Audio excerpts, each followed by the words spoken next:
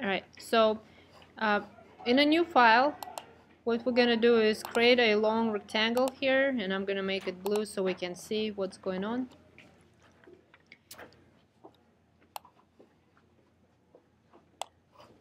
And we're gonna use the bone tool. This is just a shape. If you check in properties, it's a simple shape.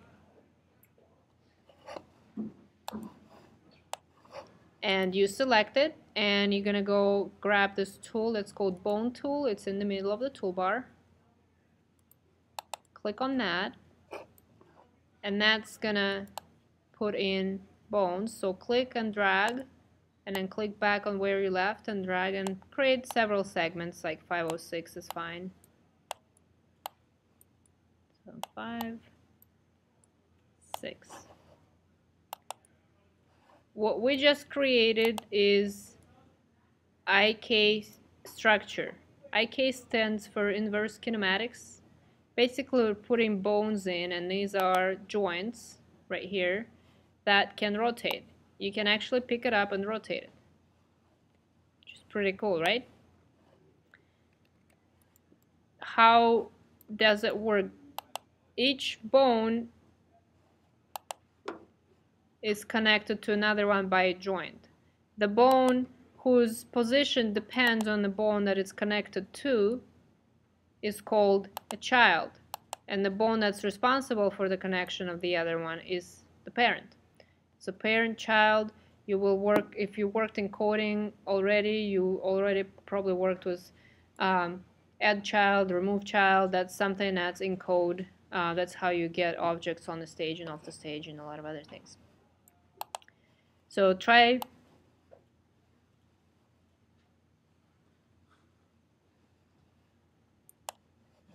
moving it around and see how it affects. And try not only to move it by the very tip at the edge here, but also in the middle. If you move the middle, the rest of the nodes, or the children here, they are being carried with the one that we're moving. That is exactly why we're doing this. So you know that if you move this one, all these are going to move because they are children of this selected bone that we're moving. All right. What you also notice that in the layers here, the layer 1 that you originally had is empty now because whatever shape you had that you applied the bone, you used the bone tool on, it created an armature layer out of that and it put it together on one layer. So this layer is going to be empty for now. This one's called armature, and you can actually stretch this out. This is going to be a tween, and that lets you animate this thing.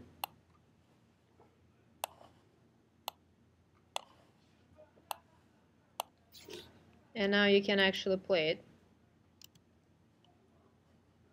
Okay, you can change it.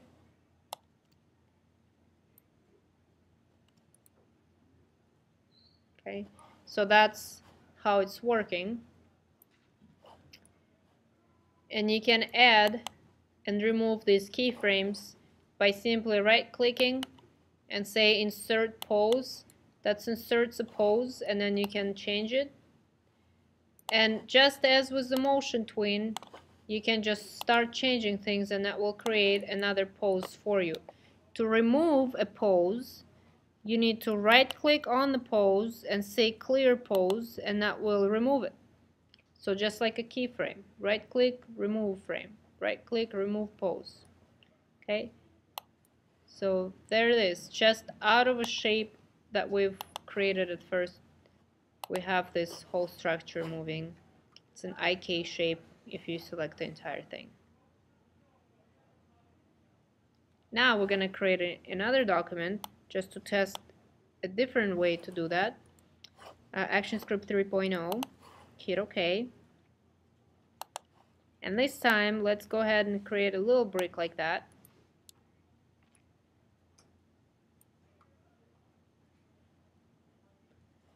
And we're going to select it and hit F8 to convert it to symbol. I don't care what you name it as long as it's a movie clip. I'm gonna hit OK.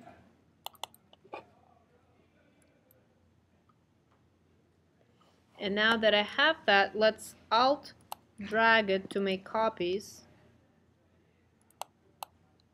like so.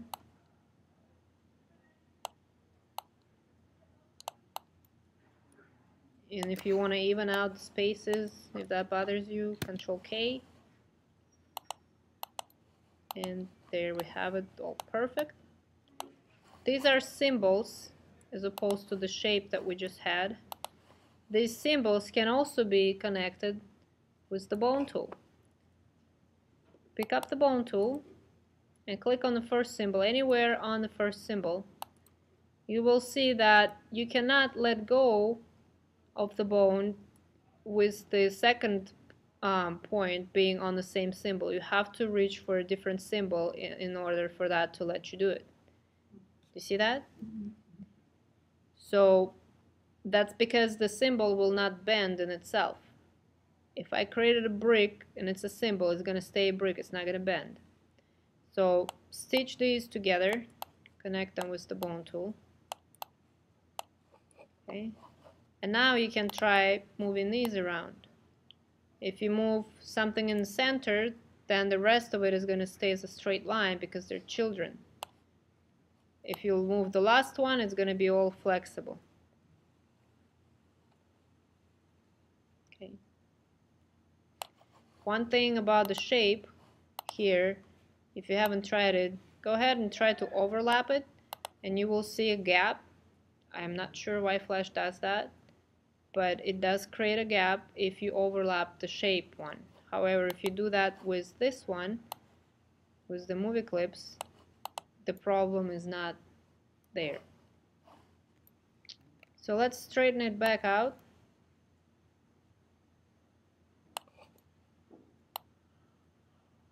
Okay. And we can stretch this out, and you can have an animation for this one as well. There's a lot more to this. There's a lot more simply because we can also constrain these things. And to do that, you click on the bone, you select a bone, and you can constrain or disable rotation.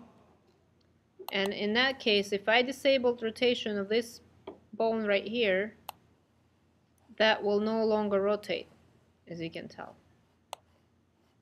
So that's locked. Okay.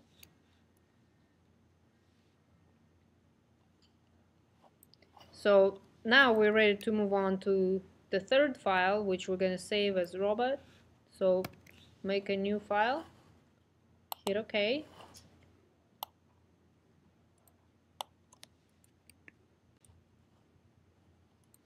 Alright, so we saved it as robot, save it, and there it is.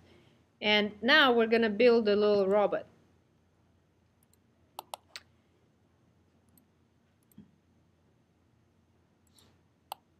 I'll create the torso,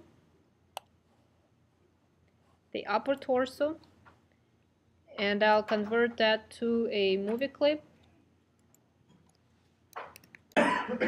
So select that, hit F8, and make that a movie clip. I don't really care to name it right now. That's going to be, again, the file that we're going to throw out the window. So hit OK. We have that symbol in the library. That's what it looks like. We're going to take this and copy that by Alt drag, and that's going to be our little second part of the torso, so lower torso. And here's the beginning. Now what the next thing I'm going to do is create the arms. The first one, again, Alt drag, and with the Q I'll rotate that and make that obviously skinnier and a little bit shorter. Okay, maybe not that much.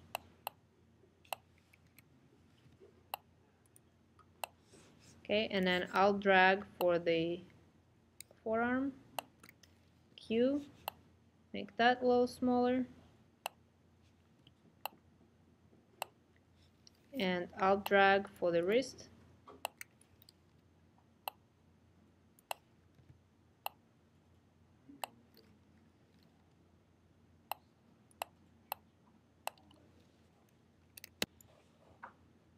Gonna copy this arm via Alt drag, Q to rotate it and put it right here. And then I'm also gonna do the same for the legs. And then that one, the legs are a little bit bigger usually, so I'm just gonna make that bigger. And this is a foot, so it's gonna go a little bit like so.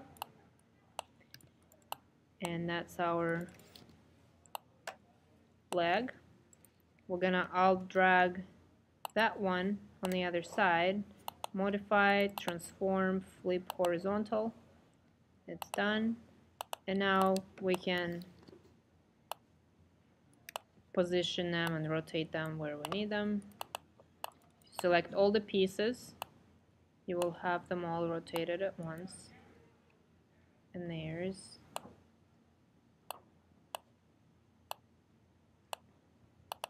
the feet and the legs and the feet. And then the last little portion is the neck.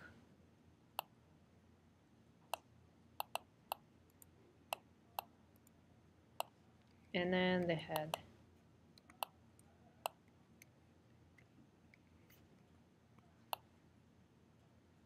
And that, oops, gotta hold Alt. There we go. So that's the little character there.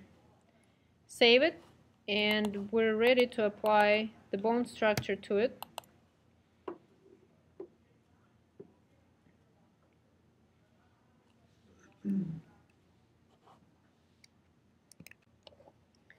If you get the bone tool, you will start right at the heart here, and the first branch will go to the lower torso, the second will go to the neck, the third one will go to the shoulder, and the fourth one will go to the other shoulder. So we have this basic structure, and out of that is going to branch off all the other stuff. So from the neck to the head, from shoulder to elbow, from elbow to the wrist, shoulder to elbow, elbow to the wrist, and the torso to hip, and knee, and ankle, and hip, knee, and ankle. Now he's ready for dancing or whatever else you want to do. I'm going to stretch out the armature layer, and on the last frame you can actually have him wave. Hey everybody! Now there is a big problem with his shoulder. What's happening? It's dislocating. So we need to constrain that. We're actually going to go back to where we had it before the tween, and we'll click on the bone that is the first bone that we created, this first connection here. We're going to go into properties, and joint rotation here, we're going to disable it. And now he can wave all he wants, and the shoulder is going to stay where we need it. The shoulders are locked, the neck is locked, okay, and that torso is going to be locked. So anything branching out of this circle here is going to be perfectly positioned. Going to go back to his original pose. Okay, so disable the rotation. However, I need to constrain the shoulder because it's not really supposed to go maybe that high, or the hand is not going to go like that. So we're going to constrain things. The shoulder, we're going to enable the rotation, but we're going to click the constraint here. And right now it's constrained to very little. It's going like so. And if you zoom in, you will see it shows you what the range is. See how it won't go past the range?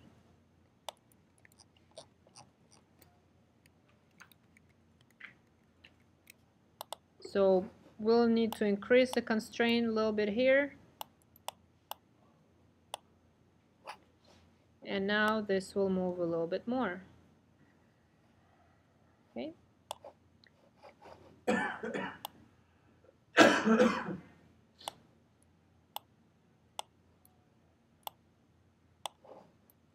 So, and you can find your own measurements or look stuff up online, what people have already found. But then you'll put in constraints for every little thing here. And once you're done with constraints, you can finally stretch this out. And I would keep the initial pose the same, so you can always go back to it and then just insert poses here and start animating. And there's a lot more obviously to it, but for this tutorial I'm just gonna stop right here. And that's just how to animate the basic animation with bones.